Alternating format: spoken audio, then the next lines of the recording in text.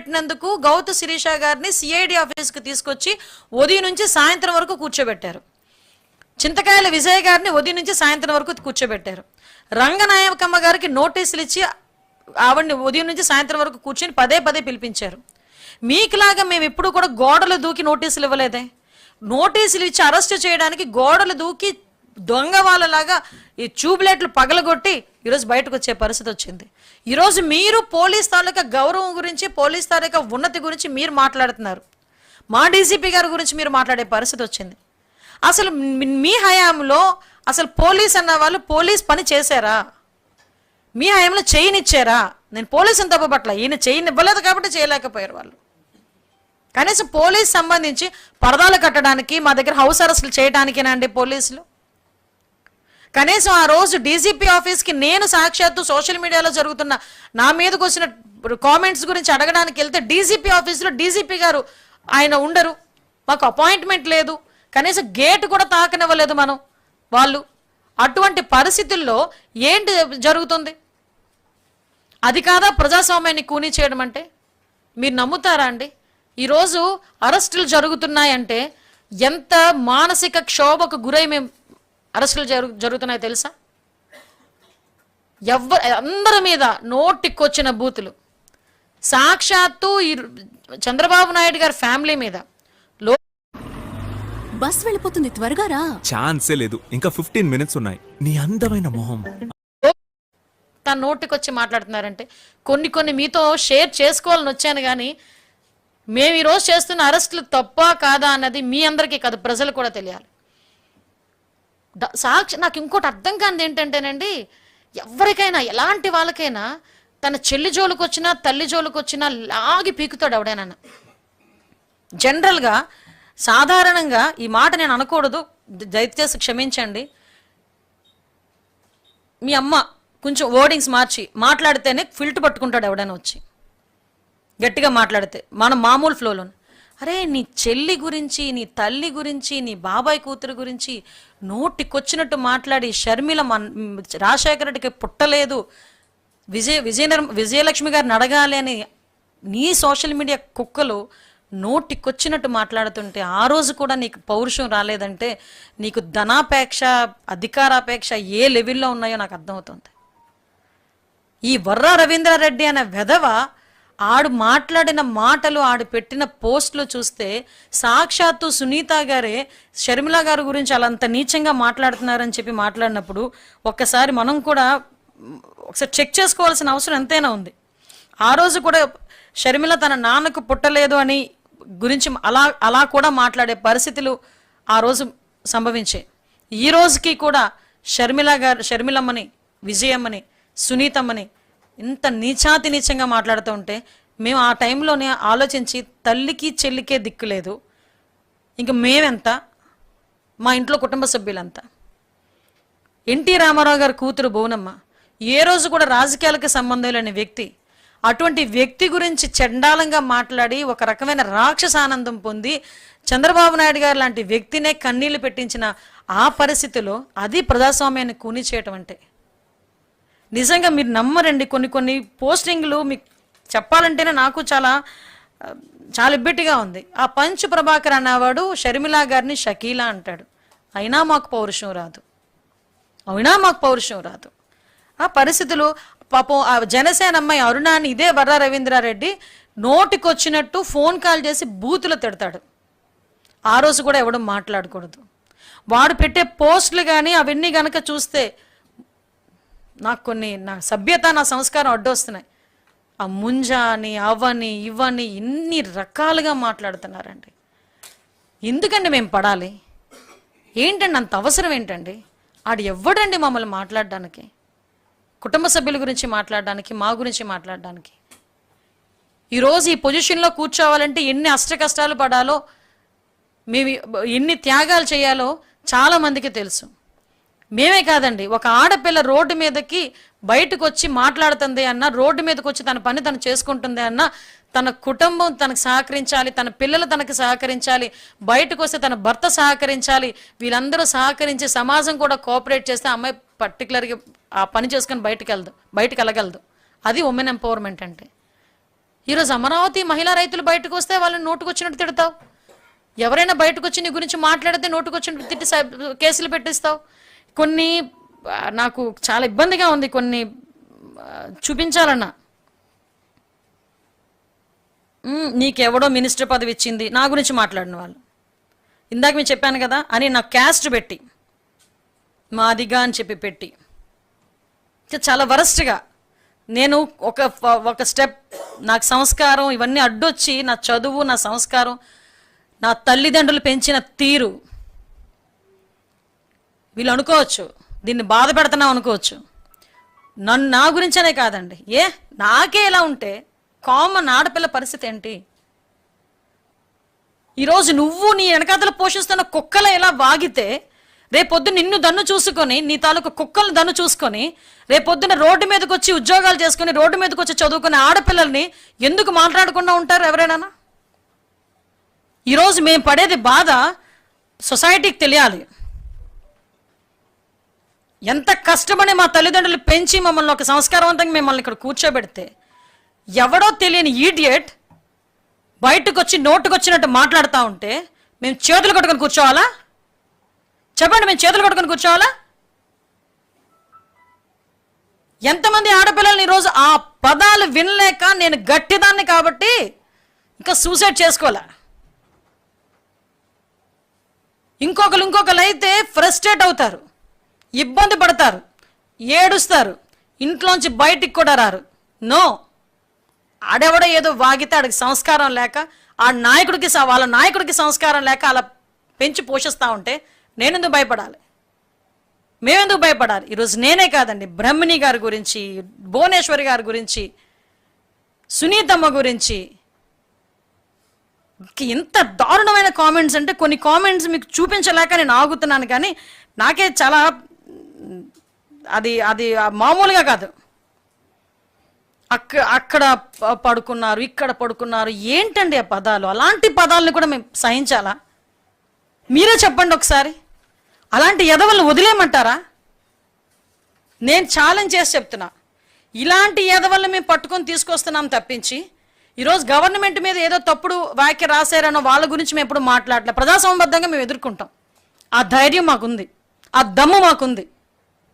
నువ్వు ఏదైనా చేతనైతే నువ్వు చేయగలిగితే ఎస్, ఈరోజు మేము చేస్తున్న వాటి మీద నువ్వేమైనా విమర్శించాలనుకుంటే విమర్శించు.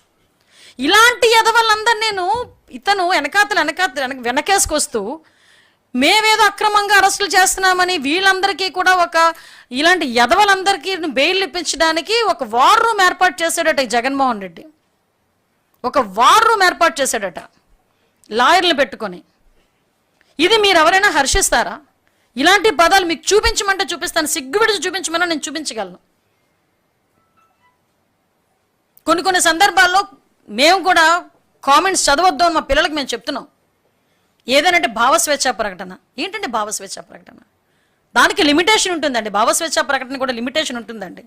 లిమిటేషన్ లేకుండా మాట్లాడరండి. ఆడు ఎంత దరిద్రుడంటే నిన్న మొన్న రీసెంట్గా నా పేరు మీద ఒక ఫేక్ FB అకౌంట్ క్రియేట్ చేసి అందులో కావాలని జనసేనకి మాకు ఏదో గొడవలు ఉన్నట్టుగా క్రియేట్ చేసి పోస్టింగ్లు పెట్టడం మొదలుపెట్టాడు. అంటే ఒక రకంగా చెప్పాలంటే సోషల్ మీడియాని ఉగ్రవాదుల కన్నా ఎక్కువగా మనం ఈరోజు పరిగణలోకి తీసుకోవాల్సిన అవసరం ఉంది. వీళ్ళు ఏ సందర్భంలో నుంచి ఏదో ఒక అకౌంట్ల నుంచి బయటకు వస్తారు, నోటుకు వచ్చినట్టు రాస్తారు, విద్వేషాలు రెచ్చగొట్టడానికి ట్రై చేస్తున్నారు. పవన్ కళ్యాణ్ గారికి, చంద్రబాబు నాయుడు గారికి, ఇప్పుడు జనసేన కార్యకర్తలకి, టీడీపీ కార్యకర్తలకి ఆ అండర్స్టాండింగ్ ఉంది కాబట్టి సరిపోయింది. కానీ ఏదైనా వీళ్ళు చేసిన పనులకి ఏదైనా తేడా వస్తే ఏ పరిస్థితులు వస్తాయండి? నా పేరు మీద, ఐఎమ్ ఏ హోమ్ మినిస్టర్, నా పేరు మీద ఫేక్ అకౌంట్ ఓపెన్ చేసి దాంట్లో పోస్టులు పెట్టి దానికి 13,000 మంది ఎంతమంది ఫాలోవర్స్ అట.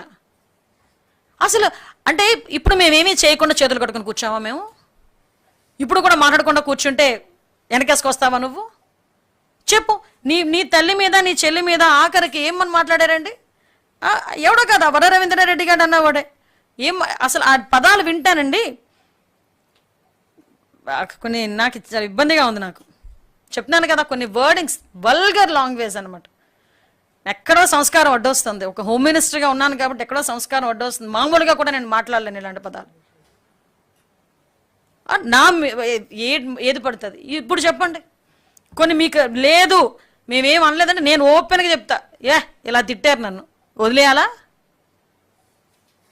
నన్నే కాదండి, రాష్ట్రంలో ఉన్న ఆడవాళ్ళందరి గురించి, తెలుగుదేశం పార్టీ ఆడవాళ్ళందరి గురించి, పాపం స్వాతిరెడ్డి ఆ అమ్మాయి గురించి అయితే నీచాతి నీచంగా ఆ ఏబి వెంకటేశ్వరరావు గారు ఆ పదాలు పెట్టి పాపం ఎంత నీచాతి నీచంగా మాట్లాడి, ఏమండి నేను ఒక సజ్జన్ రావుని ఎవడో ఎదవ ఆ రోజు ఏదో ప్రెస్ మాట్లాడితే నేను ఇంటికెళ్ళి గొడవ పెట్టుకొని వచ్చాను.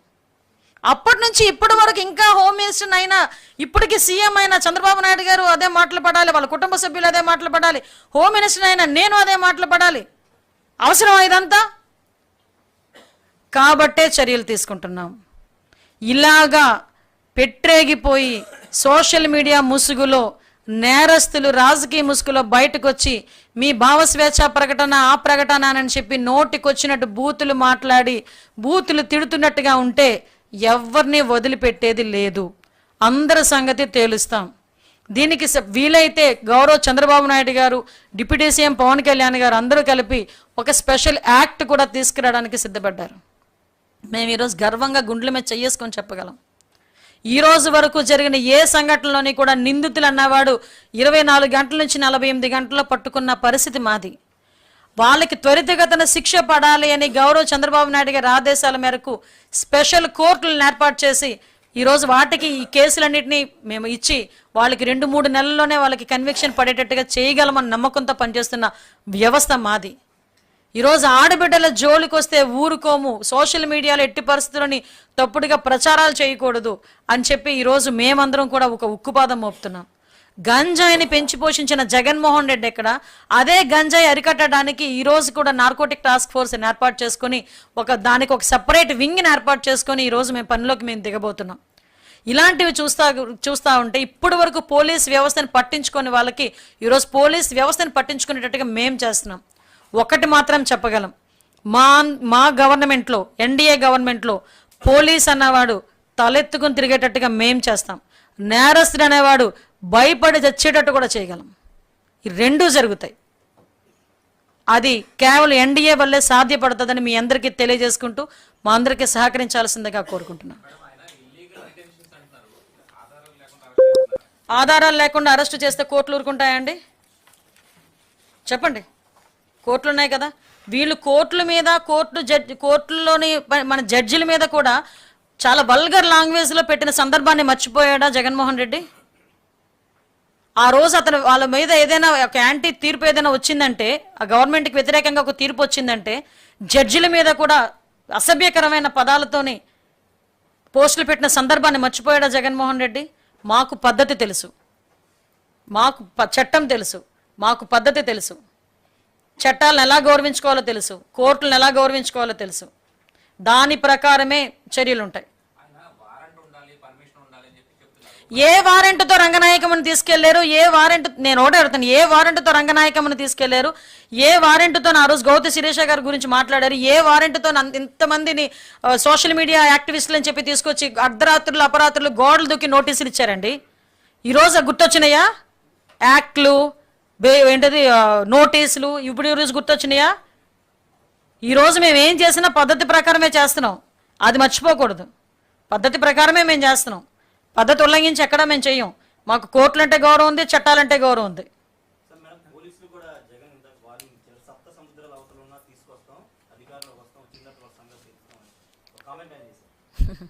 అంటే దాన్నే అంటారు వాడుకొని తెప్పతగలేసే రకం ఉంటుంది తెలుసా? ఏదంటారు, ఏరు దాటాక తెప్పతగలేయడం అంటారు.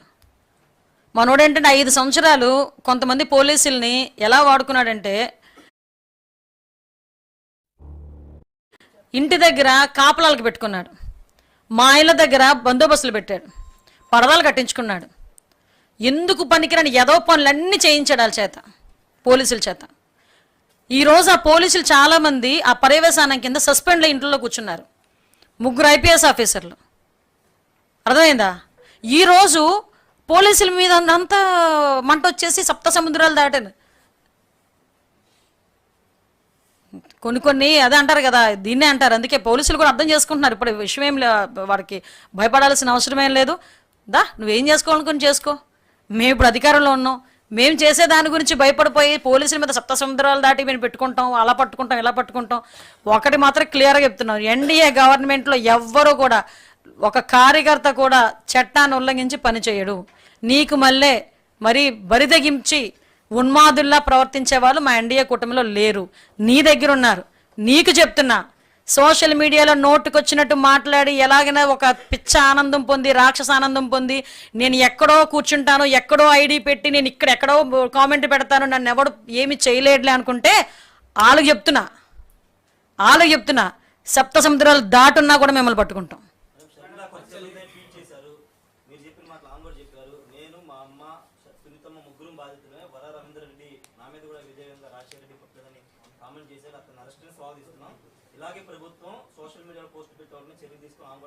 షూర్ అండి, తప్పకుండా. ఎందుకంటే నేను ఏమంటానంటే, నేను ఇందాక కూడా మళ్ళీ అన్నాను, ఇప్పుడు కూడా చెప్తున్నా, నిజంగానండి ఎవరైనా తల్లిని చెల్లి గురించి ఎవడైనా మాట్లాడితే అనకూడదు, కానీ కాళ్ళు చేయిలు పని చేయనోడు కూడా పౌరుషం వచ్చింది. తల్లి గురించి చెల్లి గురించి ఎవడైనా తప్పుగా మాట్లాడితే కాళ్ళు చేయిలు పని చేయని వాడు కూడా కోపం వచ్చింది.